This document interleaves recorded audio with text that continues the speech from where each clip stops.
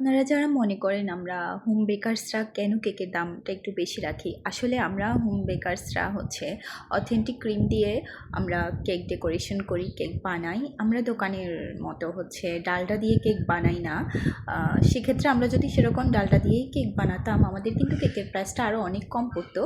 তো আপনারা হচ্ছে এটা বুঝতে চান না, অথেন্টিক টেস্ট নিতে চান, কিন্তু আপনারা দাম দিতে নারাজ। আপনারা কি জানেন আমাদের কিছু কিছু ক্ষেত্রে একটা বোর্ডের দামই হচ্ছে 30 টাকা পড়ে যায়, একটা বক্সের দামই হচ্ছে 100 টাকা পড়ে যায়। এটা কি আপনারা জানেন?